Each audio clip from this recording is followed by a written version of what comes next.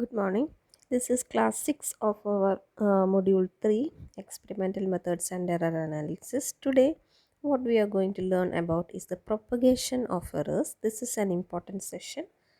Most probably, this will be asked as an essay question. That is, you will be asked to discuss about the propagation of errors in addition, subtraction, multiplication, division, and power. Okay. So here we are going to see it one by one. It's quite simple. So let us begin with the propagation of errors in sum or difference. Okay. Now suppose that you have two physical quantities A and B. Now let the measured value of A be A plus or minus delta A. Then let the measured value of B be B plus or minus delta B. Here delta A and delta B are nothing but absolute error in A and absolute error in B respectively. So first we are going to consider about addition. So let us add these two physical quantities, I mean A and B. So let the result be denoted as Z. So Z equal to A plus B. Now error or absolute error in Z, definitely there will be some errors. Since A and B has got errors, Z also will have the error, that is the result. Z will also have an error. So if Z equal to A plus B, then Z plus delta Z will be A plus or minus delta A plus B plus or minus delta B. However, the maximum possible error in Z will be delta Z equal to delta A plus delta B. So this is the formula for the propagation of error in addition, that is delta Z equal to delta A plus delta B. Now let us see difference or subtraction. So instead of positive plus we have minus, Z equal to A minus B. In the same steps, Z minus delta Z will be A plus or minus delta A minus B plus or minus delta B. Here A minus B is taken together, then plus or minus is kept here, then delta A plus or minus delta B. Here also maximum possible error in Z is delta Z equal to delta A plus delta B. So the rule from this sum and difference is that when two quantities are added or subtracted, absolute error in the final result is sum of absolute errors in individual quantities, right? That was what it is shown. So if you have two quantities, say A and B, then in the case of addition, the error involved is delta Z equal to delta A plus delta AB. That is, the final result is the sum of absolute errors in individual quantities. Now in case of subtraction, that is difference, also the result is the same. Okay, that is what the first rule says. So error in addition is delta Z equal to delta A plus delta B. Similarly, error in subtraction is also delta Z equal to delta A plus delta B. Now next comes product or quotient, that is multiplication and division. Here also A and B are the two quantities, the result is Z. So let us discuss about multiplication. So if Z equal to A into B, then the error involved in Z is Z plus or minus delta Z equal to A plus or minus delta A into B plus or minus delta B, and just open the bracket and expand. So you will get like this. Now what they are doing is that the next step, they are dividing LHS by Z and RHS by AB. So LHS will become 1 plus delta Z by Z equal to, here you are dividing throughout by AB. So the first term will become 1 plus or minus delta A by A plus delta B by B plus or minus delta A by A into delta B by B. Okay, now this one delta A and delta B is very small, so the product will be very small. So the last term is rejected or it is cancelled. It is, if we are ignoring it. So what remains is that 1 and 1 get cancelled. So what you the remaining is that delta Z by Z equal to delta A by A plus delta B by B. Okay, so this is the formula for the error in the case of multiplication. That is, if Z equal to A into B, then error involved in multiplication is delta Z by Z equal to delta A by A plus delta B by B. Now, the same thing we are considering in the case of division. Okay, Z equal to A divided by B. then error involved in z is z plus or minus delta is equal to a plus or minus delta divided by b plus or minus delta b. Here you are just rewriting this term, the first term. How they are rewriting, just see, z is taken outside, then so this one is z within bracket 1 plus or minus delta z by z. What is it? This is same as z plus or minus delta z. So you are just rewriting this in this form. Similarly, in this form you are rewriting each of these terms also like this. Okay, now here in order to simplify it, this term is kept as such, then this one, here you can see a division sign, so you are just dividing it, a plus or minus delta a, this symbol here they are now representing it by a whole division sign, so you'll get this. Then a by b is nothing, we know it is z, so it is written as z. This term is kept as such, this term is also kept as such. Then next one, this one, z and z will get cancelled, so you will get like this. So this 1 plus or minus delta a by a is kept as such, and this term denominator, it is written in this form, same as this. Okay, then after that they are just expanding, that is they are just opening the brackets here. This one will is kept as such, then this one is kept as such, then this one is kept as such, then they are just opening the brackets. Now as said in the case of product case, this one is very small, so you just ignore it. So what remains is 1 plus or minus delta z by z equal to 1 plus or minus delta a by a plus or minus delta b by b. 1 and 1 get cancelled, so what remains is delta z by z equal to delta a by a plus or minus delta b by b. So again the maximum possible error is this one. So when two quantities are multiplied or divided, relative error in the result is the sum of relative error in the individual quantities. This is the relative error. Relative error in A, relative error in B. So when you have two, just summarize, when you have two quantities A and B, the error in the result z when these a and b are added will be delta z equal to delta a plus delta b. When it is subtracted also, error is delta z equal to delta a plus delta b. Now in the case of product, if they are multiplied, that is if z equal to a into b, then error involved in z will be delta z by z equal to delta a by a plus delta b by b. Similarly, in the case of quotient or division, if z equal to a divided by b, then error involved in the result z will be delta z by z equal to delta a by a plus delta b by b. Now we are going to look into the case of a quantity raised to the power. See, z equal to a raised to a by b raised to b. Now taking logarithm, log z will be that you know a log a minus b log b. Now you are just differentiating, so it will be delta z by z equal to, that constant a is kept as s, then log a will be delta a by a minus b delta b by b. So error involved will be plus or minus delta z by z equal to plus or minus a delta a by a plus or minus b delta b by b. However, maximum relative error involved will be delta z by z equal to a delta a by a plus b delta b by b. So this is the formula for error involved in the case of a quantity raised to the power. Okay. So they are given an example. See, z equal to a square. Then error involved will be delta z by z equal to 2 delta a by a. Okay, that power you have to write first as per the formula here, and then delta a by a. So just as summarize, you are given a quantity like this, z equal to a raised to p, b raised to q by c raised to r.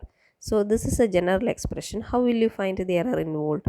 Error involved is, this is a general formula, so when you are given number you can apply this formula and find the result. Okay, so here when you are given any quantity like this, error involved will be delta z by z equal to p, that power you have to write first, then delta a by a plus the other power q delta b by b plus, then take the case of denominator, plus r delta c by c.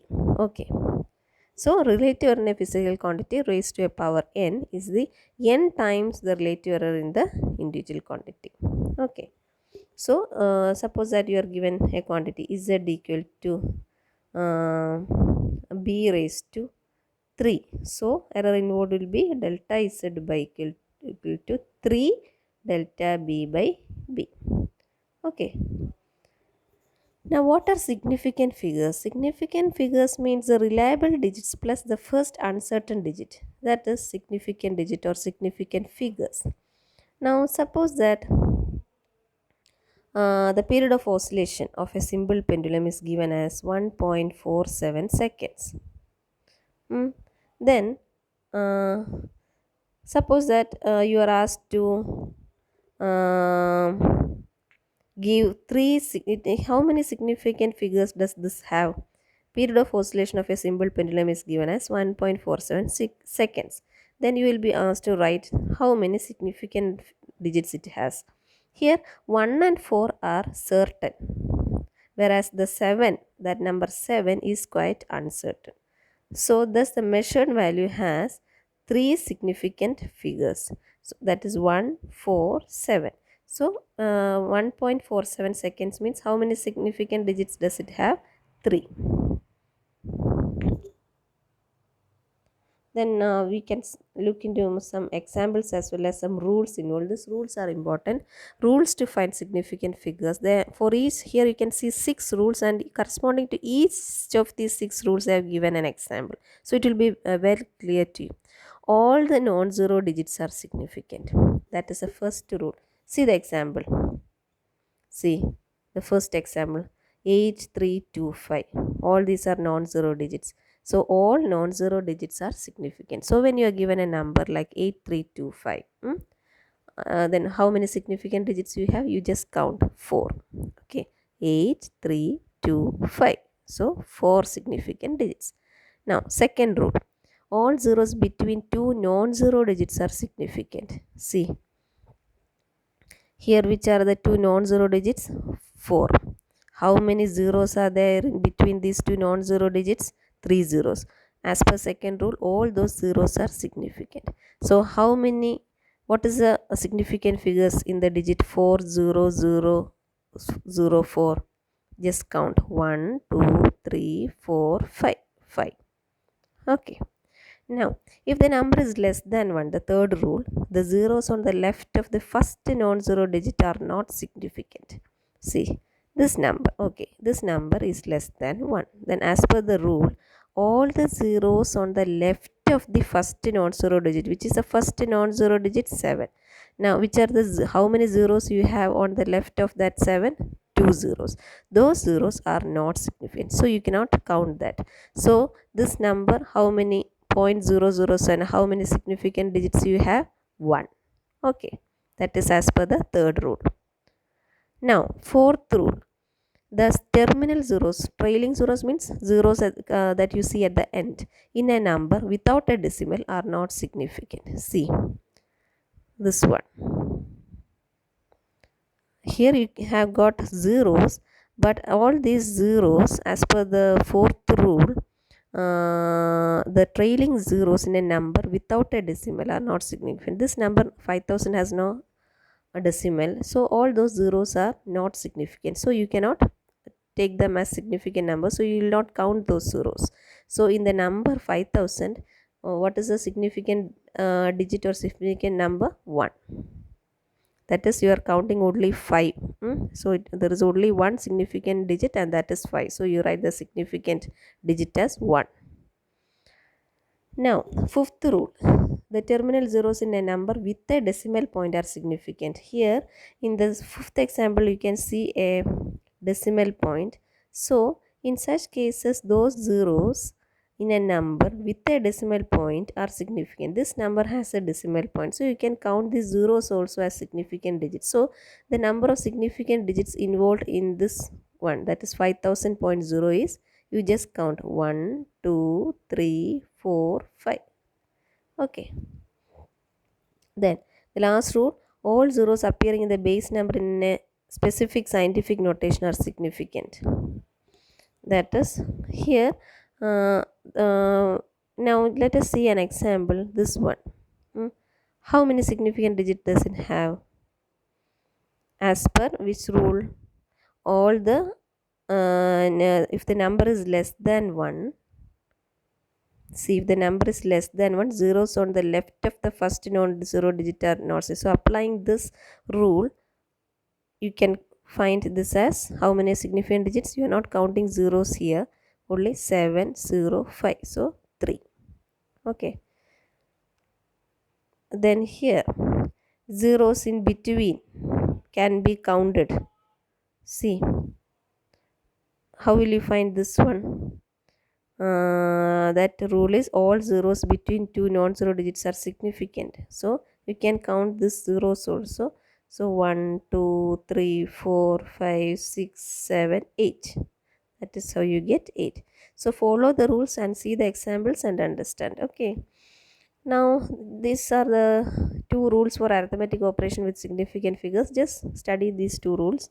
That is, in addition and subtraction, the final result should retain, that is, it should maintain as many decimal points as there are in the number with the least decimal places, whereas in case of multiplication and division, the final result should retain as many significant figures as there are in the number with the least significant figures. Now there is some rule for rounding off. See, you are given a number. Suppose that you are given a number as 2.746. You are asked to round it to 3 significant figures. Okay, so here you have 4 digits. You are asked to round it off to 3 significant digits. So 2.746. Now the 6 is actually greater than 5. So you can add 1 to the preceding digit 4. So this number will become 2.75. Okay, now if you are given a number like this, the fourth digit, it is actually less than 5, that is, it is 3. So you cannot add a 1 or you cannot subtract a 1 from the preceding digit. So you just leave that 3 and what remains will be 2.74. Now what happens if that number is 5 itself, that is, if you are given 2.745, how will you do that? That is, the number that you see in the fourth place is neither greater than 5 nor it is less than 5, but it is 5 itself. In such cases, you just see the preceding number to 5, that is 4. 4 is an even number, right? So you will just ignore that 5 and you will write the number as 2.74 itself. But if that number to the left of 5 is 3, it is an odd number. So if it is odd, then you can add 1 to that 3. So it will become 2.74.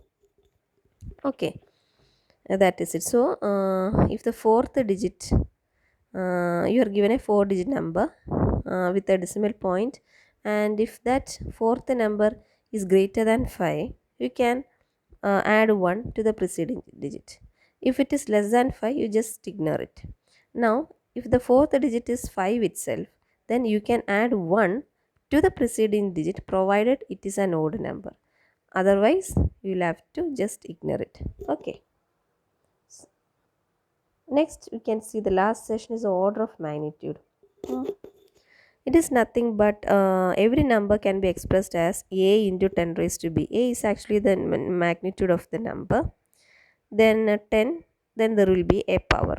Okay, so that is written here. So here a is actually the number. It can be either any number between 1 and 10, and b is the positive or negative exponent or power of 10. Okay, now if the value of a, if that value of a, b is the power, a is the magnitude, it can be any number between 1 and 10. Okay, if this a is less than 5, then order of magnitude of the quantity will be b, this itself. Now if a is greater than 5, then order of magnitude will be b plus 1. This will be clear from this example. So 48 can be expressed as 4.8 into 10 raised to 1. Now this a, here a is this one, b is 1, right? This is of the form a into 10 raised to b, right? So this 4.8 is less than 5. So in such case, the order of magnitude will be b itself, that is, it will be 1. Whereas in the second case, it is 52, 5.2 into 10 raised to 1. It is 5 or some greater than 5. So in such case, order of magnitude will be b plus 1. Here b is 1. So order of magnitude will be b plus 1, that is 2. Okay. So for today, this is enough. Here the important session is you will be given certain numbers and you will be asked to write the number of significant digits in that. So apply this rule and find it correspondingly. Then the essay question is this, that is, discuss about propagation of error in addition, subtraction, multiplication, division and power. Okay, thank you.